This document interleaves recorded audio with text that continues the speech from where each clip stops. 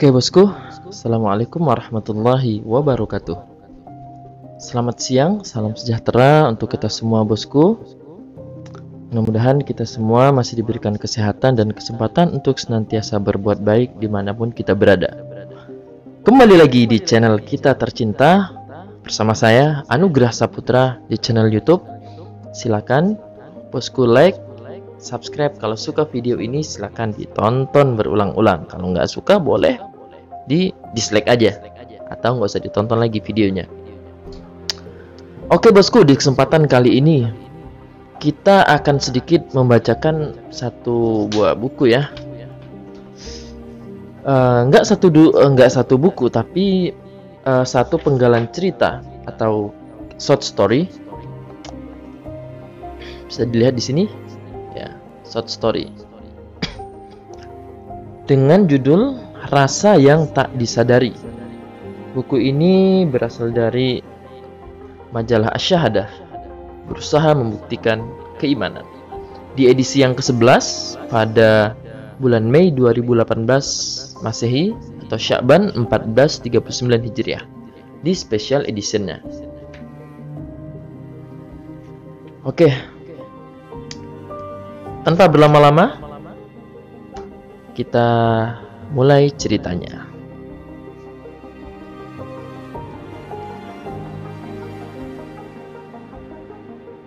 Di suatu perbatasan antar Kampung Giri dan Kampung Sewu, hal yang lazim di kalangan anak muda nakal di kampung itu. Dua orang di antaranya adalah Ulfa dan Uzair, pemuda berbadan kekar yang menjadi bos geng tersebut. Padahal dia berasal dari kampung yang sangat terkenal dengan kebaikannya.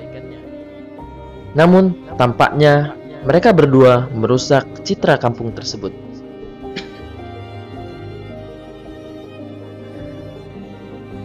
Suatu ketika terbesitlah perasaan gelisah. Rasa itu semakin memuncak di hati mereka berdua. Lalu si Alfa dan Uzair pun berbicara.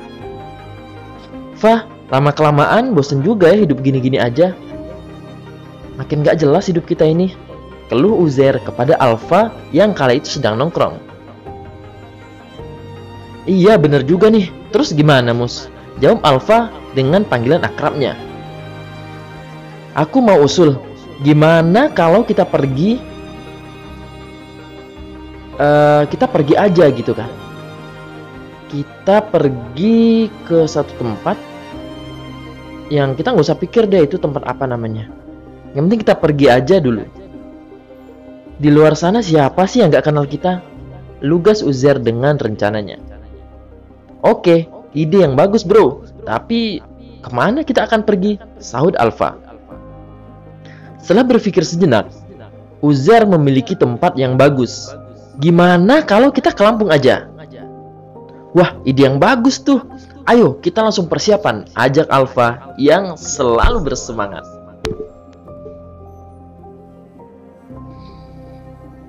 Oke, kita lanjut. Saking semangatnya nih guys, sampai kejedok mic-nya. Di sini jam setengah 12 siang ya, lumayan cukup panas. Ini gerah sekali. Di sini ruangan sangat tertutup dan tidak ada AC. Dan kalau mau rekaman recording seperti ini, di belakang layar itu ada kipas, tapi kalau udah lagi recording biasanya saya matiin karena mengganggu sekali. Jadi maklum aja kalau ini keringetan. Oke bosku, kita lanjut ceritanya. Hampir aja nih kita terlambat check-in, keluh Alfa sembari berlari menuju kasir dengan tergesa-gesa. Iya hampir saja, sahut Uzair. Setelah check-in, tak lama kemudian pesawat tiba. Mereka pun bergegas masuk ke dalam pesawat dan duduk di tempat yang disediakan. Tak terasa kurang lebih 50 menit berlalu. Pertanda pesawat akan segera landing di bandara.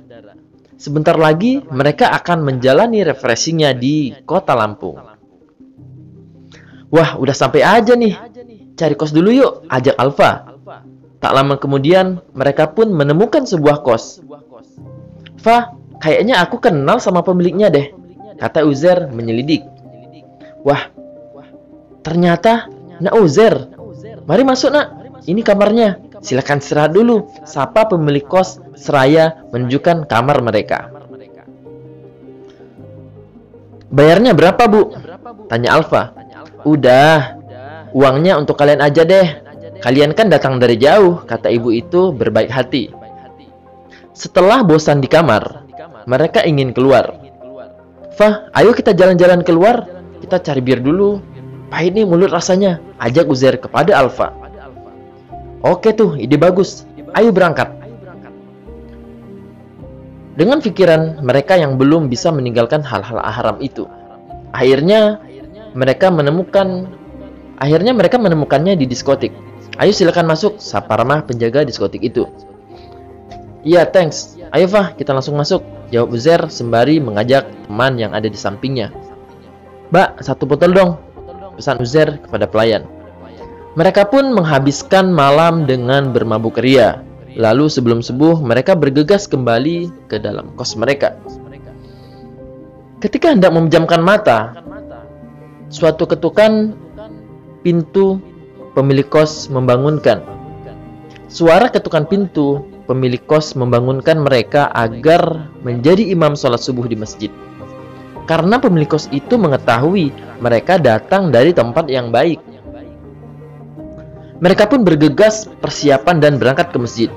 "Ih, jadi gimana nih? Kok jadi gini?" seru Uzair yang bingung dengan situasi yang akan mereka hadapi. "Ah, udah, ikutin aja. Lagian suaramu kan bagus. Daripada kita nolak, entar malah mencemarkan nama baik kampung kita loh," jawab Alfa yang menenangkan. Lanjut. Tak lama setelah mereka sampai, iqomah pun ditegakkan. "Mus, kamu imam ya," perintah Alfa. Ya udah, mau gimana lagi? Daripada malu di depan jamaah kan?" kata Uzair sedikit sebal. Dan majulah Uzair sebagai imam subuh dengan jamaah yang cukup banyak. Menarik nih, ya kan? Mereka dari satu kampung yang terkenal kampung itu penduduknya baik-baik gitu ya kan.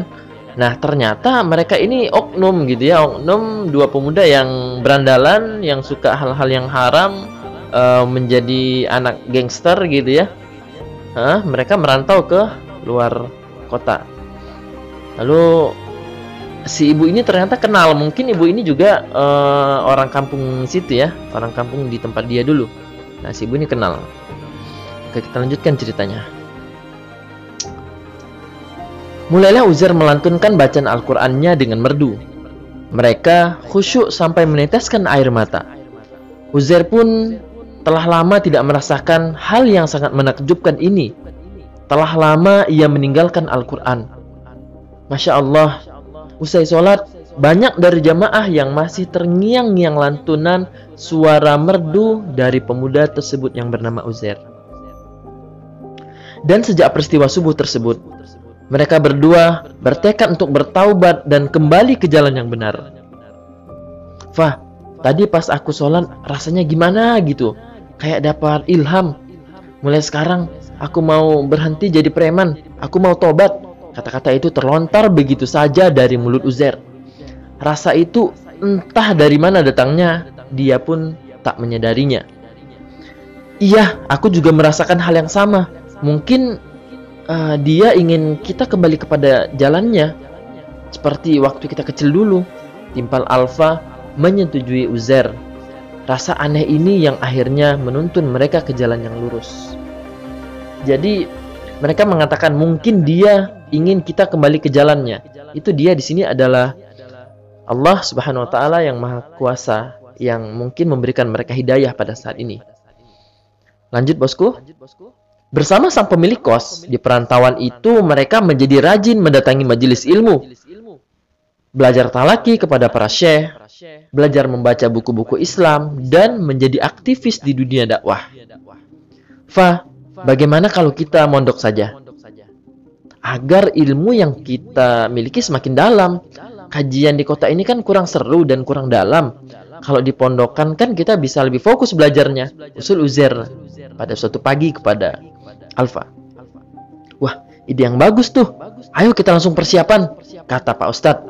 "Ada sebuah pesantren yang hebat di daerah Jawa. Katanya sih di daerah Surakarta. timpal Alfa yang bersemangat. Semakin semangat nih kita membacanya. Oke guys, kita lanjut lagi ya. Akhirnya mereka pun masuk salah satu pondok pesantren di daerah Jawa. Mereka semakin semangat lagi nih belajarnya. Selain karena banyaknya syekh dari tanah Jawa, juga lingkungan yang bernuansa ilmiah terasa hangat ketika mereka memasuki gerbang pesantren tersebut yang semakin membuat mereka bergairah untuk menuntut ilmu. "Kamu gak tidur, Mus?" tanya Alfa di malam yang dingin itu. "Enggak, aku mau ngatamin kitab ini dulu," kata Uzair dengan semangat membara. "Ya udah, semangat ya," kata Alfa. "Aku buatin kopi nih, biar nggak ngantuk." Sahabatnya itu berlalu sambil menawarinya dengan ramah. "Makasih, tapi temenin aku juga ya. Kita belajar bareng," ajak Uzair. Yaudah deh, oke. Aku nggak akan kalah dari kamu dalam hal kebaikan," jawab Alfa dengan semangat. "Kalian tiap malam kerjaannya kok begadang mulu? Khatamin kitab-kitab tebel gini, apa nggak capek tuh?" "Dasar duo cafe man, dasar duo coffee man," ledek Brian senior mereka di semester akhir. Duo coffee man maksudnya anak kopi gitu ya, karena dia suka nongkrong minum kopi itu malam-malam begadang gitu. Mereka berdua-dua gitu ya. Gak apa-apa berdua-duaan di malam hari dalam kebaikan, apalagi menuntut ilmu, membaca kitab-kitab. Insyaallah ya, harus ditiru nih yang seperti ini. "Enggak tuh," jawab mereka dengan serempak. "Malahan asik kok, seru," tambah Alfa. Mereka tak menyadari rasa itu selalu hadir menyemangati mereka. "Ya udah deh, serah kalian. Ntar kalau kopinya habis, kakak punya sedikit di atas lemari," balas Kak Brian dengan berbaik hati. Udus apa-apa nih, kok tiba-tiba baik ya. Lanjut. Setiap pagi mereka belajar di kelas. Siangnya mereka akan melahap kitab-kitab di perpustakaan. Sore hari mereka memanfaatkan untuk menghadiri kajian bersama syekh di masjid. Dan pada malam harinya mereka memanfaatkan untuk mengulang hafalan. Dan kita lanjut ke lembar sebelah. Dan tak lupa qiyamul lail sampai menjelang fajar. Masya Allah, sungguh sangat-sangat perlu dicontoh betapa banyaknya amal kebaikan, betapa mereka memanfaatkan waktu mereka tatkala di pondok pesantren. Karena mungkin mereka menyadari tatkala mereka di luar banyak sekali hal-hal yang mereka lewatkan seperti itu. Saya yang bacanya lumayan cukup terharu walaupun hanya sekedar membaca. Dan ini sudah kisah yang lama pada tahun 2018.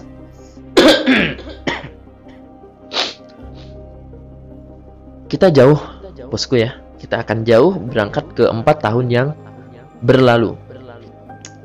4 tahun berlalu begitu cepat. Mereka berdua diwisuda sebagai santri teladan terbaik sekota Jawa, sepulau Jawa. Alhamdulillah, akhirnya kita lulus juga. Tak terasa 4 tahun di sini berlalu begitu cepat, kata Alfa dengan penuh syukur. "Iya, alhamdulillah. Ini semua berkat pertolongan Allah," balas Alfa juga bersyukur. Fa, habis ini," balas Uzair dong ya, harusnya ini ada yang salah nih kayaknya. "Iya, alhamdulillah. Ini semua berkat pertolongan Alfa," balas Uzair dan juga bersyukur ya. Jadi Alfa kan lagi ngobrol nih sama Uzair, ya kan? Alfa mengatakan, "Alhamdulillah akhirnya kita lulus juga. Tak terasa 4 tahun di sini berlalu begitu cepat," kata si Alfa bersyukur.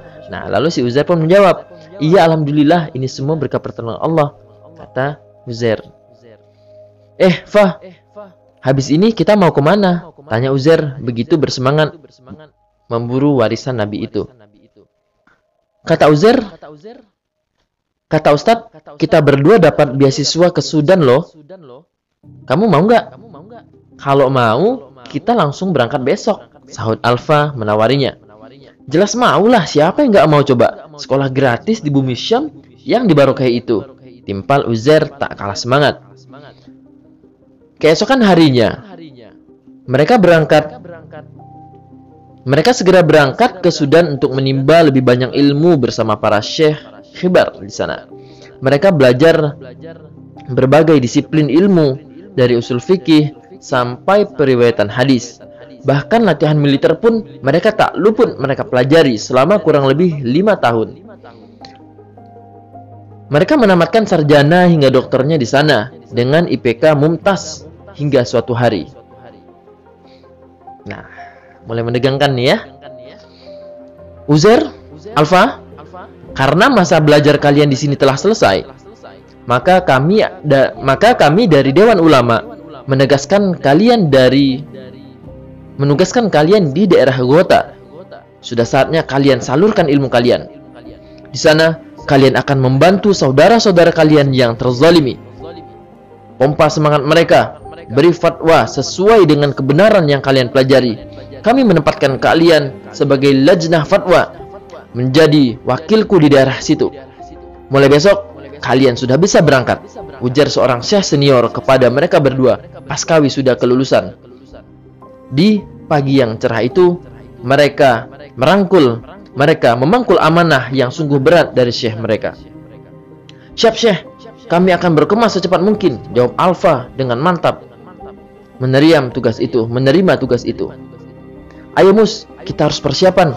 Tak ada waktu untuk merayakan kelulusan sebelum kita menginjak pelataran surga," ajak Alfa kepada teman karibnya tersebut. Keesokan harinya, mereka segera berangkat ke Ghouta, dan setibanya di sana, duo Coffee Man itu langsung diangkat sebagai Dewan Ulama Mujahidin. Bersama mereka membantu para korban pembantaian, menggalang dana, menyuplai semangat ke dada mereka, dan membiuskan keberanian serta mentransfer kesabaran kepada mereka akibat ulah sang penguasa diktator. Mereka berjuang tak kenal waktu, siang ataupun malam. Jika nafas masih berhembus, maka tak ada kata istirahat. Ketika menyisakan saudara-saudara, maka tak ada kata istirahat ketika menyaksikan saudara-saudara mereka terluka. Jeritan bercampur tangis ibu-ibu dan anak selalu terngiang di telinga mereka. Rasa itu kembali hadir, membuat mereka kian bersemangat menyumbang asa mereka. "Fa, kasihanilah ya mereka. Siang malam," kita ulangi, "Fa, kasihan ya mereka. Siang malam dihujani bom rezim Syiah. Memang sudah tak punya hati," kata Uzair mengeluh kesal. "Iya, dan hebatnya mereka tetap berjuang dan tidak putus asa mempertahankan negeri mereka. Negeri masa depan kaum muslimin yang dijanjikan Rasulullah," timpal Alfa ketika mereka sedang asyik merakit senjata. "Malam ini mereka akan berburu budak Asyad yang paling kejam. Bukan itu saja, mereka pantang meminta walau kondisi mereka kritis berat. Muroah mereka sangat kuat. Beda dengan saudara-saudara kita di negeri yang lainnya, mereka hobi meminta-minta. Apa mereka nggak malu dengan saudara-saudara kita di sini?" ujar Uzair dengan terkagum-kagum. Bahkan yang lebih mengenaskan, mereka suka menghambur-hamburkan makanan, padahal kita di sini kelaparan berhari-hari. Tapi yang membuat aku iri, mereka bisa beribadah dengan tenang di masjid. Berbeda dengan kita yang harus bersembunyi-sembunyi di bunker. Di bunker, itu pun masih dengan ratusan bom yang mengancam nyawa, kata Alfa.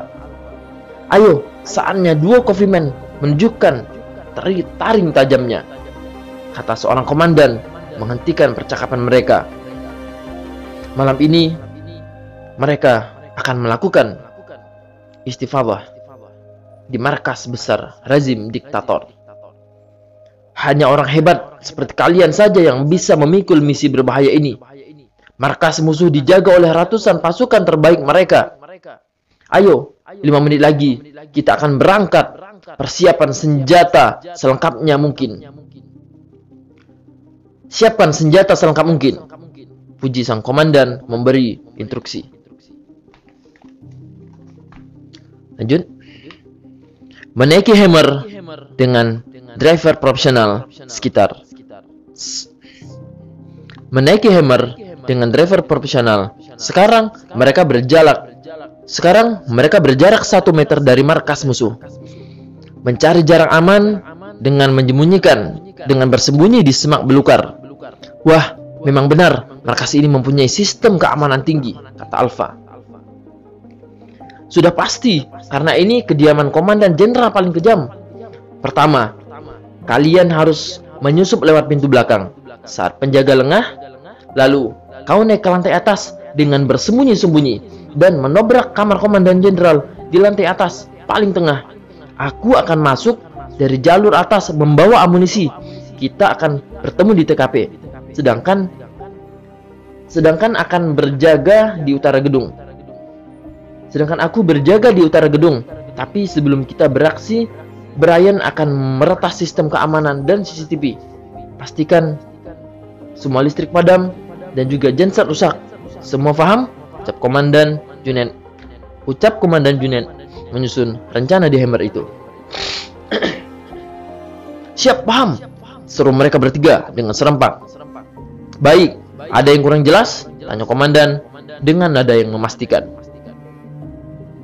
Mereka semua menggelengkan kepala, tanda sudah paham dengan orderan yang diberikan komandan. Dengan tangkas, mereka segera menjalankan tugas mereka masing-masing. Brian, seorang hacker profesional yang juga mantan kakak kelas mereka dulu, langsung membawa laptopnya dan meretas markas itu. Walau berkali-kali gagal, dia tetap mencoba sampai berhasil. Alpha dan Uzair pun beraksi melalui jalur bawah. Sang komandan dengan gesit memanjat gedung itu setelah listrik padam, dan sang komandan mulai aksinya dari jalur atas. Dengan cekatan, mereka berhasil menjalankan misi berbahaya itu. Bosku lagi pilek soalnya. Kita lanjut, bosku. Dengan cekatan mereka menghabisi Wah, sudah mulai lelah mata ini ya, sudah siang. Oke, bosku, kita lanjutkan ceritanya. Dengan cekatan, mereka berhasil menjalankan misi berbahaya itu dalam hitungan menit dan menikam bersama-sama si komandan jenderal hingga tewas. Persis saat dia akan bangun dari tidurnya. Menit berikutnya, para pasukan yang sadar akan kejadian ini segera menghujani mereka dengan peluru. Pertempuran pun tak bisa dihindari. Di saat duo Coffee Man ini hampir kehabisan peluru, Komandan Junet pun muncul dari balik jendela dengan amunisi penuh, menghabisi para tentara togut itu hingga tewas. Mantap. Hampir saja. Untung kau datang tepat waktu. Ayo, kita langsung pergi sebelum yang lain datang, kata Alpha kepada komandannya. Ayo Brian, Brian sudah menunggu di bawah, saut komandan. Dalam hitungan menit, mereka sudah duduk di Hammer sebelum tentara yang lainnya balas menyerang mereka. Ayo, kita tidak punya waktu. Segera pergi dari sini sebelum mereka mengejar kita, perintah Komandan Junet. Brian, sang driver handal, langsung memacu kendaraannya tanpa ampun beberapa kilo dari markas musuh. Ratusan mobil mengejar sambil memuntahkan ratusan roket dengan lebat bagaikan hujan. Astagfirullahaladzim, roket-roket itu begitu banyak sampai aku pun kesulitan menghindarinya. Tapi aku akan berusaha sebisa mungkin, keluh sang driver pribadi Komandan Junet itu. Apa boleh buat, sepertinya mereka marah besar kepada kita, kata Alpha. Dan di meter berikutnya, ketika Brian ingin menghindari roket di depannya, di luar perkiraannya, sebuah roket jatuh tepat di atas hammer mereka. Hammer itu pun meledak dengan dahsyat karena memang ukuran roket-roket itu berbeda dari biasanya, dirancang khusus untuk melindungi markas mereka. Pagi harinya, saudara-saudara mereka mulai mengkhawatirkan keselamatan mereka. Bergegas menelusurinya dan mendapati hammer komandan mereka telah hancur lebur. Tapi anehnya, jasad keempat syuhada itu masih utuh. Mereka langsung mengevakuasi jasad saudara mereka untuk dikebumikan. Akhirnya, duo Coffee Man, mantan preman dari kampung Sewu itu, wafat sebagai syuhada. Kematian mereka tak sia-sia karena terbayarkan oleh terbunuhnya komandan jenderal dari pihak musuh. Hal ini tentu berakibat fatal bagi keberlangsungan militer Asad. Pekan berikutnya, mereka segera menarik pasukan mereka setelah kocar-kacir dihajar tentara muslim yang lainnya. Bosku, mungkin segitu dulu cerita kita. Jadi begitulah cerita tentang dua orang mantan preman dari kampung Sewu yang mereka pergi merantau ke daerah Lampung, lalu bertemu dengan seorang ibu-ibu, bertemu dengan seorang ibu-ibu atau bapak-bapak tadi ya. Yang jelas sepertinya bapak-bapak ya, karena mengajak dia ke masjid tadi ya, pemilik kos ya. Ya, bertemu dengan pemilik kos, seorang bapak-bapak pemilik kos yang mengajaknya ke masjid ya, mengajak dia berbuat kebaikan sehingga mereka mendapatkan hidayah. Dan ternyata pemilik kos tersebut itu mengenali mereka berdua. Mungkin ya pemilik kos tersebut adalah orang di kampung yang sama dengan si Uzair dan Alfa tersebut. Jadi si Alfa dan Uzair, intinya mereka dulu adalah seorang preman di suatu tempat yang baik ya, dimana tatkala mereka merantau, mereka bertemu dengan orang yang di satu kampung yang sama yang mereka kenal kalau oh ini dari tempat yang baik, pasti ini orang baik, seperti itu. Lalu mereka diajak untuk melakukan perbuatan-perbuatan baik, beramal soleh, sehingga menjadikan diri mereka yaitu Alfa dan Uzair senantiasa istiqomah di jalan yang baik. Dan itulah yang menjadi langkah pertama mereka berhijrah daripada jalan yang buruk, meninggalkan kekuasaan mereka sebagai kepala gangster menjadi preman, kepada menjadi seorang yang bisa memperjuangkan kalimat la ilaha illallah, memperjuangkan keimanan mereka, memperjuangkan untuk umat-umat ya, memperjuangkan untuk orang-orang banyak, tidak hanya memperjuangkan gangster-gangsteran gitu ya, berantem antar geng gitu, tapi enggak, ini lebih besar dari itu. Mereka memperjuangkan keselamatan umat muslim, mereka menjadi syuhada dan mereka meninggal dalam keadaan jihad fisabilillah. Bosku, mudah-mudahan kita semua bisa menjadi orang yang seperti ini. Apapun yang terjadi diri kita saat ini, maka tatkala ada peluang kebaikan, sekecil apapun peluang itu, maka ambillah, karena kita tidak pernah tahu di mana letak hidayah Allah menyapa kita. Barangkali orang yang hina pada saat ini, tatkala masa depannya menjumpainya, ternyata dia menjadi orang yang paling mulia. Atau bahkan pada saat ini orang yang merasa mulia, orang yang kita lihat soleh, namun tatkala masa depan menghampirinya justru dia mati, meninggal dalam keadaan hina. Kita tidak pernah tahu, bosku. Dalam keadaan apapun kita harus senantiasa berbuat baik dan senantiasa meminta pertolongan Allah dimanapun kita berada, karena kita tidak pernah tahu iman kita sekuat apa dalam kondisi yang kita hadapi saat ini. Mudah-mudahan kita bisa menjadi salah satu tentara Allah, salah satu mujahidin, salah satu orang yang berjuang tegak menyelamatkan umat muslim daripada kezaliman.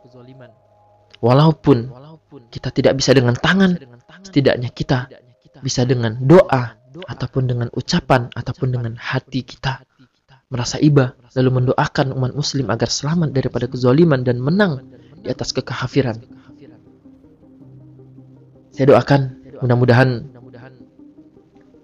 saudara-saudara muslim kita dimanapun berada yang tertindas kezaliman segera bangkit,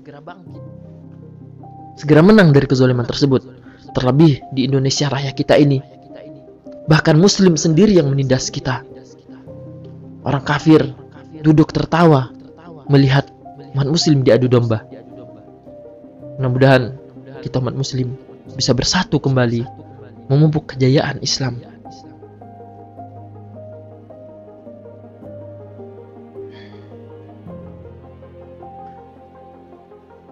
Akhir kata saya ucapkan terima kasih kepada Teman-teman semuanya, bosku, pencinta channel YouTube kita Anugerah Saputra bersama saya. Silahkan like video ini kalau kalian suka. Silahkan di subscribe channelnya kalau memang belum di subscribe. Silahkan share kepada teman-teman kalian. Mudah-mudahan video ini bermanfaat.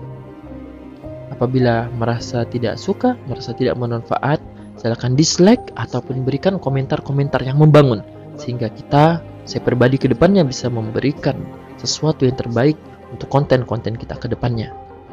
See you next time. Saya ucapkan assalamualaikum warahmatullahi wabarakatuh. Terima kasih.